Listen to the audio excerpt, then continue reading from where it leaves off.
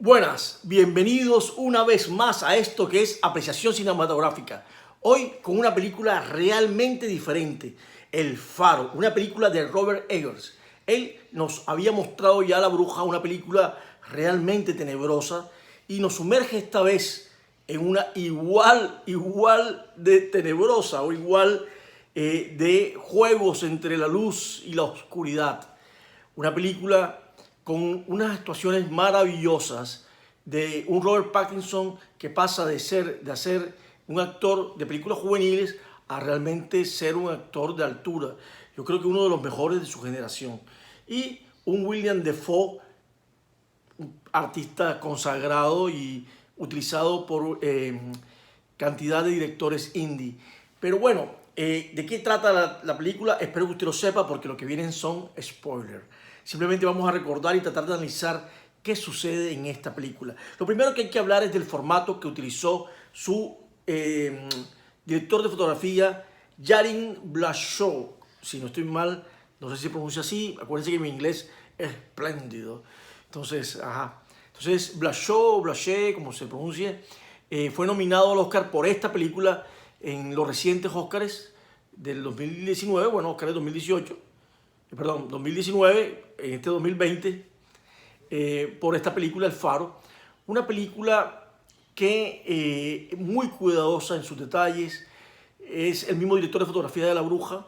Digamos que han hecho un buen dúo este director y este director de fotografía, en el cual nos cuenta la historia de dos marineros a principios del siglo XX o a finales del siglo XIX. Lo que nos lleva a ver una película en un formato de esa época, un formato de 1:19:1, que es casi un formato cuadrado televisivo, ¿no? Igualmente, bueno, de las televisiones de antes, las que tenían espalda, ¿no? Que tenían, lo otro es la utilización del blanco y negro. Siempre sentimos que estamos viendo una película muda, una película que en vez de ver horizontalmente como se miran panorámicamente, se contrae y permite también que el espectador esté siempre como sobresaltado ante la concentración visual, lo que nos hace también pensar en algo onírico, casi una especie de sueño del purgatorio. El director no solamente tiene una excelente fotografía, o usa una excelente fotografía que también se encuentra, por ejemplo, basada en algunos cuadros. Hay un cuadro referencial, o sea, hay mucha gente que dice, no, mira, esto se parece a Edward Hopper, esto se parece a Van Gogh, pero hay un cuadro que se llama La Hipnosis, de Sasha Schneider, que es evidente en la película. Es cuando el viejo Tomás ilumina a un Efraín, que ya no es Efraín, sino que descubrimos que igualmente se llama Tomás, a un joven Tomás, con una luz. Es un momento importantísimo y que vamos a analizar dentro de un momentito, cuando hablemos de los medios literarios que utiliza el director para hacernos una película que realmente, digamos, tiene mucho símbolo, mucho fondo. Recordemos, se dijo mucho en prensa que la película iba a estar basada en un trabajo de su hermano. Él quería que la película fuese trabajada desde el cuento El Faro de Edgar Allan Poe. Después se dijo que realmente no tenía nada que ver con lo de Edgar Allan Poe. Yo creo que sí, tiene mucho de este misterio, ¿no? De esas cajas que se abren. Además que cuando Edgar Allan Poe hizo la obra, murió sin terminarla, súbitamente. Acuérdense que la muerte de Edgar Allan Poe que también es un misterio, ¿no? Incluso este cuento es un misterio. Si usted tiene la colección de los cuentos, las obras completas traducidas por Julio Cortázar, no lo va a encontrar. Aparece en unas pocas referencias, igualmente El Faro. Y también en la vida real se vendió una hoja primero y después aparecieron las otras tres. O sea que todo ha sido como nebuloso, como la película. La película comienza con los dos protagonistas, William Dafoe y Pattinson, colocados en paralelo, atravesados por o separados por un mástil, enfrentándose, salen de negro, de un fade negro, a lo que los ilumina, que es el faro, hacia la isla donde van a vivir una temporada y donde van a descubrirse o van a reconocerse. El momento que yo hablaba, donde el joven, que ha dicho hasta el momento que se llama Efraín, se transforma en Tomás, igual como se llama el viejo que cuida el faro, nos hace pensar que posiblemente se trata de una sola persona, de que lo que estamos viendo realmente es como una repetición, como si la persona pudiese revivir de alguna manera un momento de su vida, igual que la escalera en caracol, ¿no? Porque esta escalera en caracol nos recuerda cualquiera de estas figuras helicoidales que vuelve y regresa y vuelve y regresa y vuelve y regresa, que nos hace pensar incluso en fractales, ¿no? Esto también hace parte del misterio de la película, ¿no? Es parte, creo, importante de la película, y esta escalera, que realmente es maravillosa, tiene esta forma perfecta de helicoidal, y que nos hace pensar en esa posibilidad, ¿no? Como del eterno retorno nietzscheano, ¿no? Incluso al final, cuando él ve la luz y no la soporta, caerá, ¿no?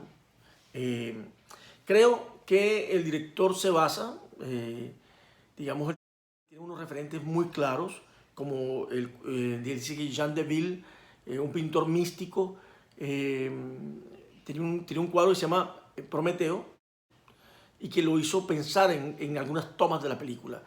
Y es lógico, porque sin lugar a dudas se basó en dos personajes mitológicos para hacerla.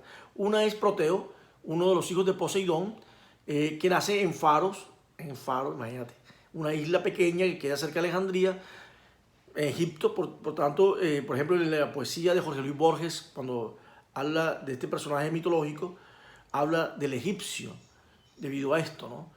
Un personaje que puede transformarse, mutar, incluso en agua, disolverse en el agua misma para poder escapar. Una poesía maravillosa en Borges, pero también, digamos, mitológicamente establecida como nació en Faros, gracias a Homero, pero después Virgilio lo cambiará, le cambiará la posición de nacimiento. Pero eso no nos interesa en este momento. Si nos vamos a lo cinematográfico, entonces tenemos un personaje con algunas de las cualidades que tenía Proteo. Una de ellas era la sabiduría de poder ver el futuro, ¿no? De poder analizar ese futuro. Proteo es una persona que se escapa como los peces, no tienes que pescarlo para poder agarrarlo y saber qué es lo que te va a decir, ¿no? Lo que te va a revelar, lo que te va a mostrar. Y esto de revelar tiene su connotación de luz, ¿no?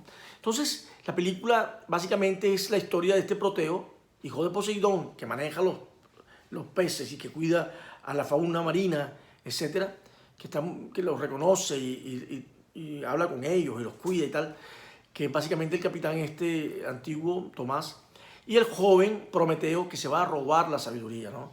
Que va a coger la luz y se la va a llevar a los hombres, y que coge una llave y trata de robarse la llave para poder abrir, etcétera. Y que sería el trabajo que hace Pattinson, como el joven Tomás.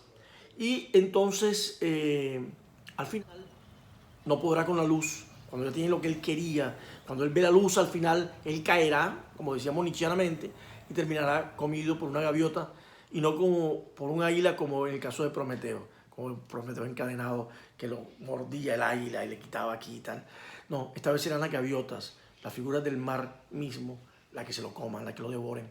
Entonces hay muchas similitudes, ¿no?, con la mitología griega para esta película.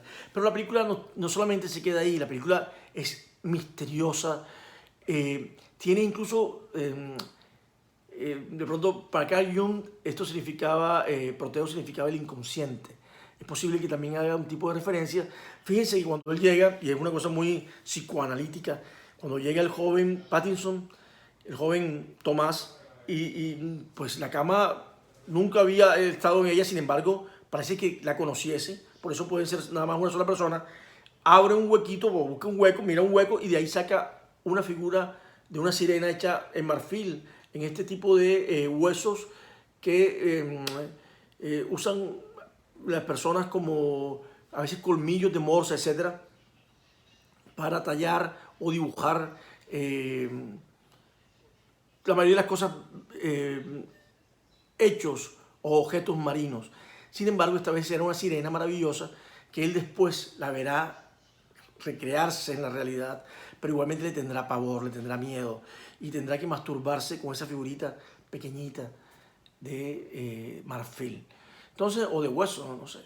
Pero lo increíble es que la connotación ahí, ¿no? Del miedo, del temor, igual que la connotación de enterrar al viejo Tomás en el lugar donde guardaban el alcohol, ¿no?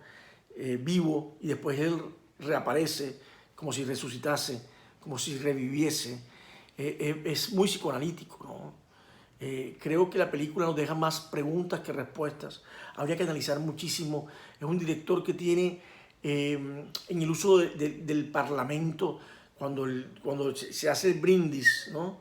Es una cosa shakespeariana, es una cosa realmente muy bien escrita. Creo que es una película que hay que rever, hay que volver a analizar. No lo he dicho todo, me tocaría decir muchísimas cosas más. Tendría que verla otras veces. Sin lugar a dudas es una película que va a quedar entre las mejores películas de esta década. Es un trabajo, como decíamos, acucioso de su director y su director de fotografía. Creo que este director nos va a seguir dando sorpresas. Pero bueno, esperaremos a ver. Por el momento solo les digo que el cine hay que aprenderse a ver.